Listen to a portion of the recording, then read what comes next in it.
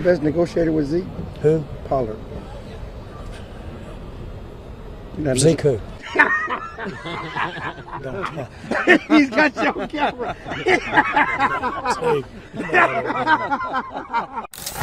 Goes out there and he plays to that level, and he's going to be, if he continues this through the next several weeks, he's going to be right in the middle of it early. Mm-hmm. And that'll really complement what we're doing with Zeke. One of the things I like about him as a veteran player, seeing a rookie, the stage isn't too big for him. You know, I mean, having this opportunity with Zeke out, been proud of him. Oh, hey, that's a playmaker. TP playmaker. That's what he's going to do for us.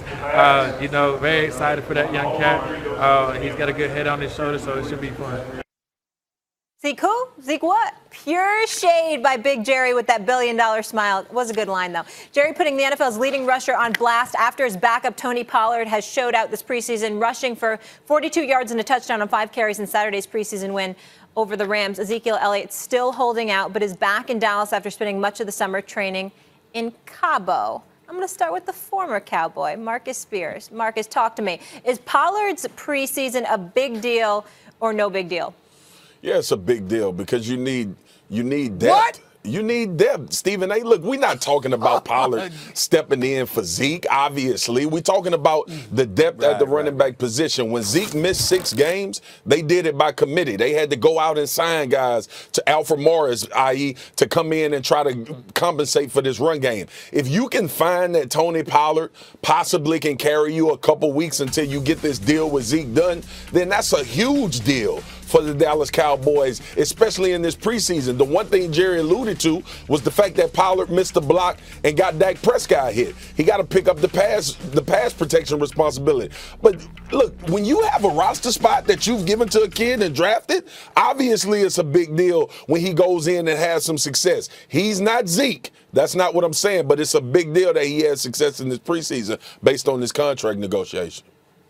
Well, the reason why I reacted the way that I reacted, my brother Marcus Spears, is because it's the preseason. That's why. It's not because of Ezekiel Elliott. It's the damn preseason. You stop that nonsense. He shows up for a couple of series, and now we got to stop the presence. Jerry Jones, and yeah, we gonna be all right. Oh, please, they're just trying to dig it at Ezekiel, trying to agitate him a little bit, a negotiating ploy, potentially to force him to come back a bit sooner than later. Stop that nonsense. Listen, Tony Pollard can play. I'm not trying to squash this opportunity. The brother had he played 3 years at Memphis. Okay? Averaged more than 7 yards a carry. Never rushed for more than 552 yards in a season, but that's neither here nor there. The bottom line is that the brother, that's right, they threw a lot. And guess what? I'm glad you brought that up, Marcus Spears, because that's one thing you failed to bring out.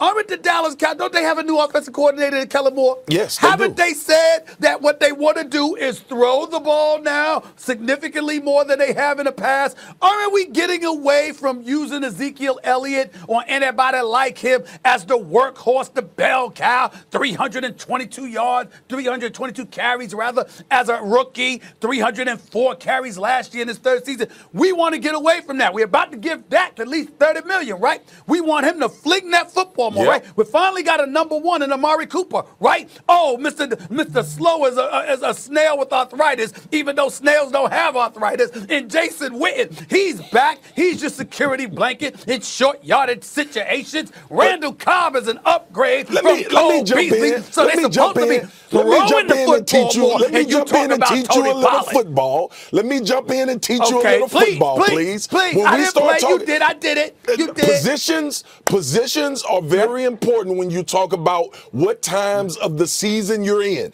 And in the preseason, the best read you get is figuring out who can be a runner in your backfield, who can pass protect, who can pick up protections. That is a very important portion of a running back's job in the preseason. There are some positions that are not as important when we start talking about the preseason. But what Tony Pollard is doing, these reps that he's getting with the possibility that Zeke is not there when this thing kick off for real is a huge deal to the Dallas Cowboys, especially when you They not, Stephen A., you can talk about they want to throw it around the yard and Kellen Moore's going to do this and John Kitna, my guy, is the quarterback's coach and how Dak has gotten good. They built this football team.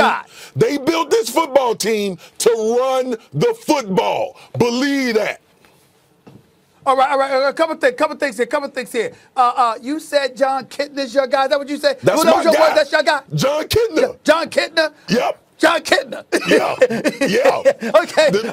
All right. I'm gonna leave that alone.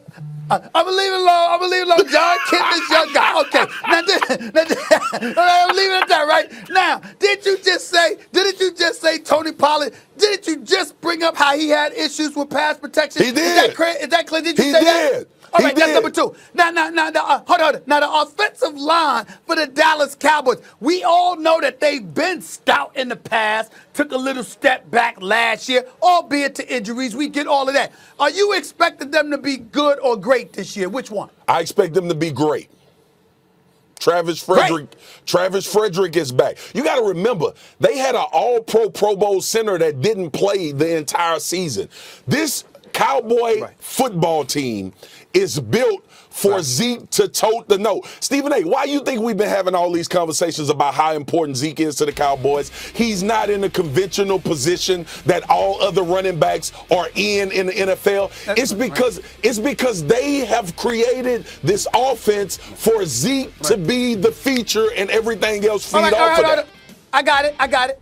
We run out a little bit of time, so I just need you to work with me here. You picked the Cowboys to come out of the NFC, is that correct? No, actually, I picked the, I did. The East out of the NFC East. Exactly. Okay. All right.